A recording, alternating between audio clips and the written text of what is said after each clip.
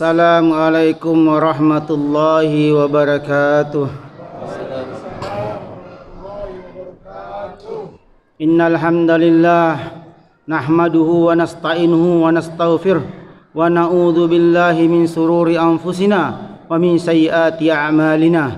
Man yahdihillahu fala mudhillalah wa man yudlil fala hadiyalah. Asyhadu an la ilaha illallah wahdahu la syarikalah wa asyhadu anna Muhammadan abduhu wa rasuluhu la nabiyya ba'dah.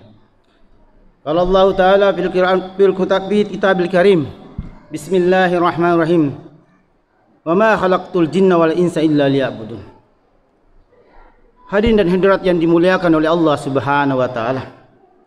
Kita bersyukur kepada Allah Subhanahu wa taala sampai 18 Ramadan ini kita masih diberi semangat oleh Allah Subhanahu wa taala. Ini adalah hidayah dari Allah Subhanahu wa taala. Ini adalah kasih sayang Allah Subhanahu wa taala pada diri kita, yang kita patut syukuri. Allah Subhanahu wa taala menciptakan kita ini bukan untuk perkara lain kecuali untuk beribadah. Untuk beribadah. Dan perkara ibadah ini akan nanti ditanya oleh Allah Subhanahu wa taala tak kala kita sudah meninggal dunia. Sebagaimana dikatakan dalam surah Al-Mulk, Allah menciptakan kematian dan kehidupan supaya nanti di akhirat tahu siapa yang paling baik amalnya. Yang paling baik amalnya. Jadi kita ini hendaknya berlomba-lomba bersemangat untuk menambah amal kita. Terutama di bulan Ramadan ini. Pahala dilipat gandakan oleh Allah Subhanahu wa taala. Sungguh rugi kita apabila kita tidak memanfaatkan momen ini. Sungguh rugi kita. Kesempatan ini seharusnya semakin kencang kita dalam beribadah, bukan semakin melemah. Kalau pelari jarak dekat, semakin dekat finish semakin menambah kecepatan. Semakin semangat. Hari ini malah semakin mundur, semakin maju sapnya.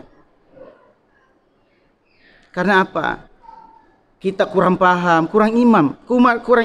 Kita yakin pada Allah Subhanahu wa taala. Apa benar Allah melipat gandakan pahala kita? Kita kayak kurang yakin. Padahal katakan ibadah-ibadah sunnah kita ini bulan Ramadan ini akan bernilai seperti bagaimana ibadah wajib. Sedangkan ibadah wajib akan dilipat gandakan oleh Allah Subhanahu wa taala. Dan dikatakan dalam hadis bahwa perkara amal yang akan pertama nanti dihisab di akhirat adalah perkara solat. Kalau solatnya baik maka baru dilanjutkan pemeriksaan yang lain. Bahkan dikatakan apabila solatnya baik maka dinilai yang lain solat sudah bagus. Maka apabila solat wajib kita tidak sempurna, maka Allah berfirman pada malaikat, tolong periksa daripada solat sunnahnya, apakah ada solat sunnahnya, sebagai penambal untuk memperbaiki daripada solat wajibnya yang kurang sempurna. Maka solat wajib sunnah kita ini perlu kita sempurnakan, perlu kita perbanyak. Bukan hanya wajib saja, kecuali kalau kita sudah yakin bahwa solat wajib kita sudah sempurna, tidak ada kekurangan, mungkin kita tidak perlu lagi daripada solat sunnah kita. Tapi kita nggak yakin. Kita sekelas ini pasti nggak yakin, sahabat aja nggak yakin. Apalagi kita yang banyak main-main. Azan berkumandang maka kita masih sibuk dengan urusan-urusan kita. Allahu Akbar, Allahu Akbar, Allah Maha Besar. Kita orang bekerja nggak mau meninggalkan pekerjaannya, seolah-olah pekerjaannya maha besar. Orang yang sedang nyupir nggak mau berhenti dipanggil Allahu Akbar untuk sholat, seolah-olah pekerjaan nyupirnya yang maha besar. Maka perbaiki daripada amal-amal sunnah sholat kita, sholat tahajud kita perbaiki, sholat rawatib kita sempurnakan, sholat duha kita.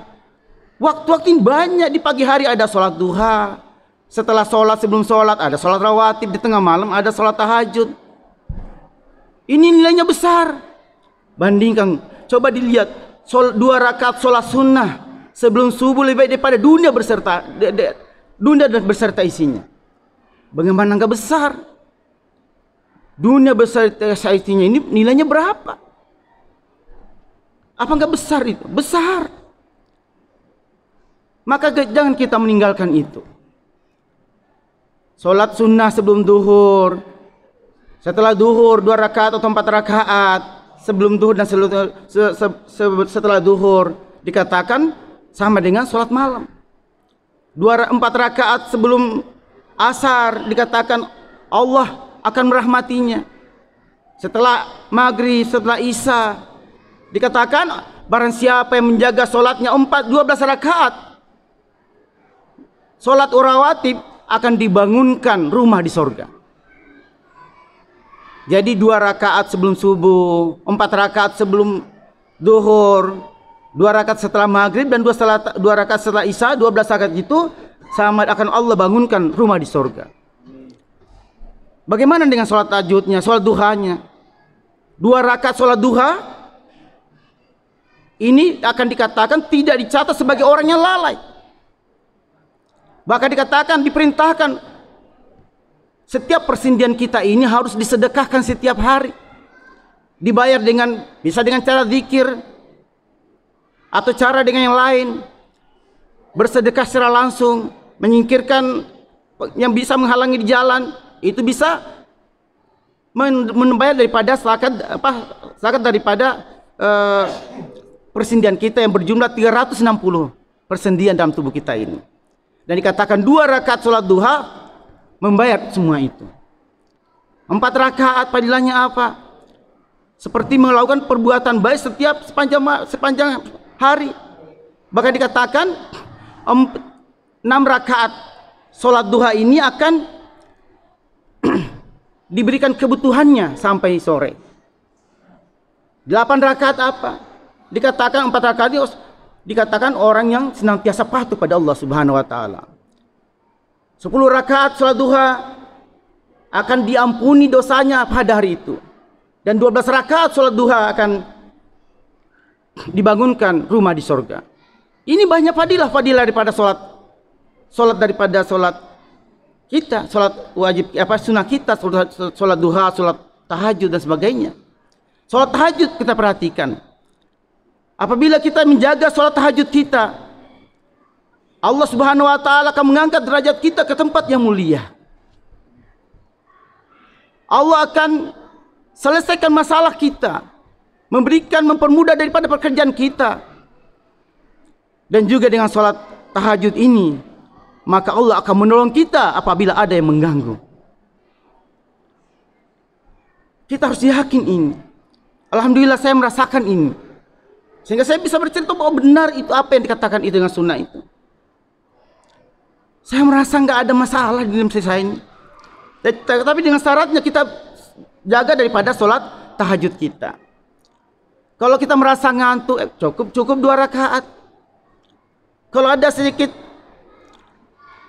lengah kita nggak ngantuk, bisa dipertahankan dengan 8 rakaat. Tambah witir 3 rakaat kalau belum witir. Ini nilainya besar. Allah akan memberikan sesuatu yang kita butuhkan. Kita tidak minta, tapi kita tahu Allah Subhanahu wa taala tahu kalau itu kita butuh. Tinggal jaga daripada amal-amal itu. Masya Allah, akan Allah Subhanahu wa taala permudah hidup kita. Karena sungguhnya agama ini bukan untuk menyusahkan manusia. Agama ini untuk menyenangkan manusia.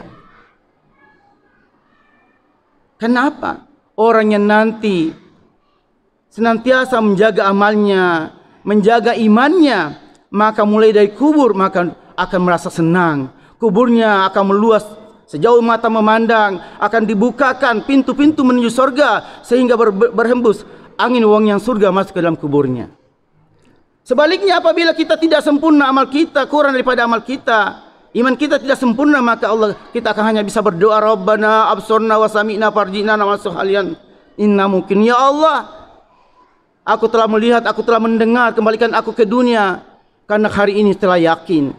Tapi yakinnya kita peroleh dalam kubur sudah tidak ada gunanya. Yakin yang akan berguna apabila yakin yang kita peroleh ketika kita di dunia ini. Maka yakinlah agama ini bisa menyelesaikan masalah kita, masalah di dunia, terlebih lagi masalah di akhirat nanti. Semoga bermanfaat.